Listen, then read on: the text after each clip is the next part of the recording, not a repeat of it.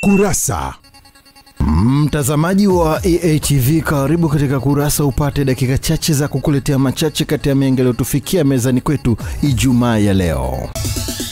Tuanze kukupekulia kurasa kwa hili. Kumekuwa na changamoto kubwa ya uharibifu wa miundombinu ya miradi ya maji pamoja na umeme katika mkoa wa Ruvuma, ambapo jeshi la polisi mkoani humo linawashikilia watuhumiwa wawili kwa makosa ya kuhujumu miundombinu ya maji na umeme katika maeneo mbalimbali na kusababisha hasara ya zaidi ya shilingi milioni 200. Akielezea tukio hilo, kamanda wa jeshi la polisi mkoa wa Ruvuma Sakapu Marco Chilia amesema jeshi hilo linawashikilia watuhumiwa wawili kwa makosa ya kuhujumu miundombinu ya maji na umeme katika maeneo mbalimbali na kupelekea hasara ya zaidi ya shilingi milioni 200. Kuanzia mwezi wa 12 tarehe 17 mwezi wa 12 limeibuka janga la wizi wa mita za maji.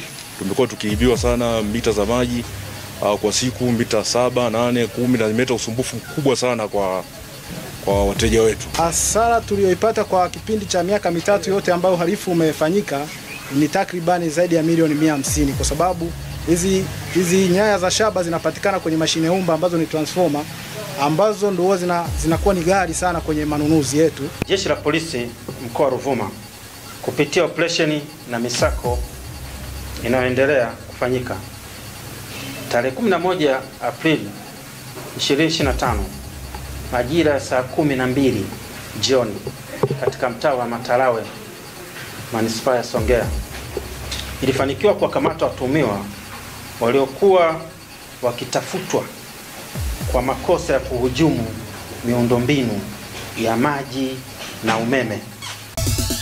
Tuendelee na kurasa. Mgogoro wa eneo la kiwanja chenye ukubwa wa nusu heka cha wake wawili wa marehemu Hamisi Masud wa kitongoji cha Kwadungwe, mtaa wa Kwasemangube katika wilaya Korogwe mkoani Tanga, uliodumu kwa zaidi ya miaka 20 umetatuliwa ndani ya masaa mawili na kufanya familia hizo kuishi bila kubaguana. Wakizungumza na Kurasa juu ya mgogoro huo uliodumu kwa zaidi ya miaka 20 kwa sasa, huku familia hizo zikiishi kwa kubaguana kutokana na kila mmoja kutaka eneo, wake wa marehemu huyo na majirani wamesema kwamba toka mume wao alipofariki familia hizo zimeishi bila maelewano huku wakitengana. Toka mume wangu alipofariki mpaka sasa hivi, na baba mkwe, mama na wifi, mpaka sasa hivi tulikuwa hatuna maelewano ndani ya eneo hili. Kwa hiyo tunashukuru. Tulikuwa tunaishi kwa kubaguana, watoto na wazazi hatusalimiani, lakini kwa sasa ninayo imani ya kwamba kwa kitendo ambacho kimefanyika, nina imani kabisa hata kuanzia sasa kwamba tuko pamoja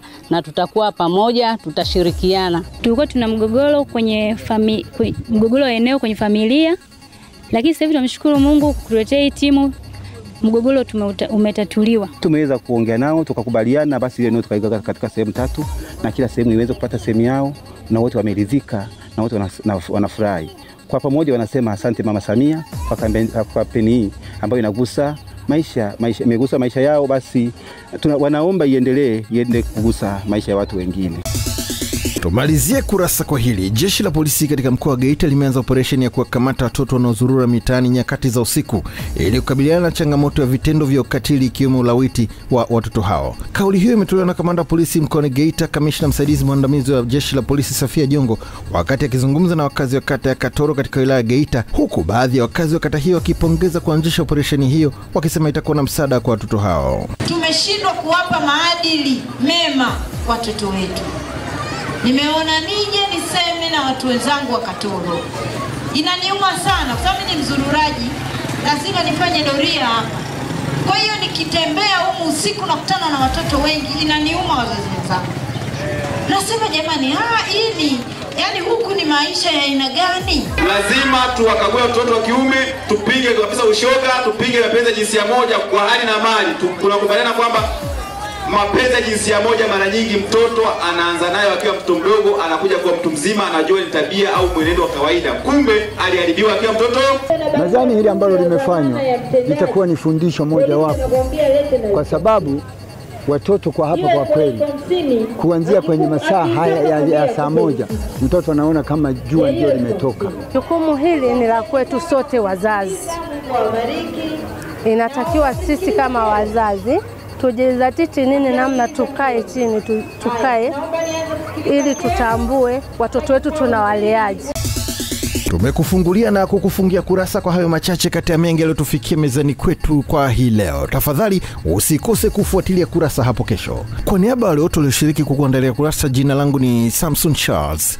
Nikikutakia Ijumaa Kuu njema na maandalizi mema ya Pasaka. Endelea kuenjoy vipindi bomba na makini sana kupitia hapa East Africa TV.